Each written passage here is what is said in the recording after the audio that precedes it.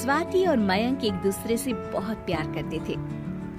मयंक, तुम मेरे लिए क्या कर सकती हो? मैं तुम्हारे लिए नौकर बन सकता हूँ, माली बन सकता हूँ, प्रेस करने वाला, सब्जी वाला, राशन वाला, दूध वाला, सब बन सकता हूँ डियर। कहीं ऐसा ना हो इस वक्त तुम्हारी जुबान में सरस्वती बैठी हो और तुम्हें सच में बिजनेस छोड़ मेरे लिए ये सब करना पड़ जाए। दरअसल स्वाति और मयंक के घर वाले उन दोनों की शादी तय कर चुके होते हैं, लेकिन एक दिन अचानक मयंक के पिता स्वाति के पिता से मिलने आते हैं। वैसे बुरा न मानिएगा भाई साहब, लेकिन मेरे लड़के के लिए एक से बढ़कर एक रिश्ते आ रहे थे, लेकिन वो तो मयंक को आपकी बेटी पसंद है। स्वाति के पिता को ये बात बिल्कुल ठीक नहीं लगती है। वो इस बात पर भड़क जाते हैं और कहते हैं, ठीक है भाई साहब, ये भी करके देख लीजिए। मैं आपके मयंक से अच्छा लड़का अपनी बेटी के लिए 3 महीने में ले आऊंगा। आप लाकर दिखाओ, मेरी बेटी से अच्छी लड़की तो मानू। तो भाई अब जो दिल एक होने वाले थे, उनकी शादी में खतरे के बादल ना सिर्फ मंडरा रहे थे, बल्कि दोनों परिवार के बीच जोर जोर से बरस भी रहे थे। स्वाति गाना गाते हुए घर में घुसती है।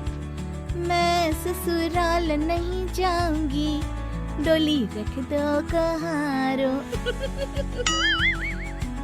बिल्कुल ठीक कहा स्वाति, अब तेरे ससुराल से डोली नहीं आएगी। क्यों पापा, आप मुझे दहेज में मर्सिडीज दे रहे हैं जो मैं उस पर जाऊंगी? मर्सिडीज तो क्या बेटी, मैं उस घर वालों को बैलगाड़ी भी ना दूं। बैलगाड़ी? वाह पापा वाह।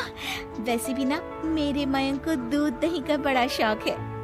कहीं जाना हुआ तो बैलगाड़ी में घूम लेंगे, नहीं तो रोज दूध दही। अरे बकलौल, बैलगाड़ी बैलगाड़ी। खैर मैं भी किससे बात कर रहा हूँ। 100 की सीधी एक बात सुन ले, अब तेरी शादी मयंक से नहीं हो रही है। मैं तेरे लिए मयंक से अच्छा लड़का ढूंढ लूंगा। वो तो आप ढूंढ लोगे पापा, लेकिन क्या अच्छा लड़का मुझसे शादी करेगा? हे भगवान, इस बकलौल की तो शादी ही हो रही थी, यही बहुत था। मैंने भी पंगा ले लिया। दूसरी तरफ मयंक के पिता कहते हैं, बेटा मैंने ना तेरी शादी कैंसिल कर दी है। क्या? अरे पिताजी, ये कोई कैब बुक थोड़ी ना की थी, या मैंने पिज्जा ऑर्डर किया था जो आपने कैंसिल कर दिया।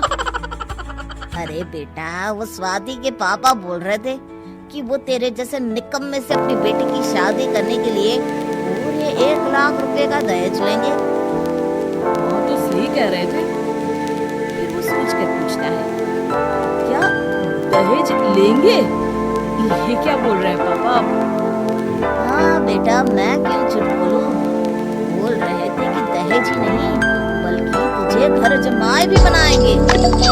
मयंक पिता की बात सुनकर शक करता है और सीधे स्वाति के घर पहुंच जाता है। वो देखता है कि उसके पिता स्वाति के रिश्ते के लिए किसी पंडित से बात कर रहे थे। देखिए पंडित जी, हमें तो ऐसा लड़का चाहिए जिसका परिवार बिल्कुल घमंडी ना हो। अरे राम प्रसाद जी, आपने तो अपनी बेटे की शादी तय कर दी थी लक्ष्मी प्रसाद के बेटे के साथ।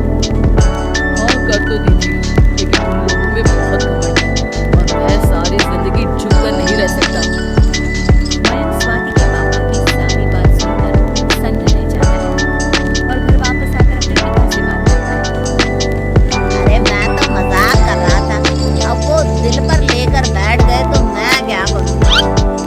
तुम कहो तो मैं चलकर माफी मांग लेता हूँ बस।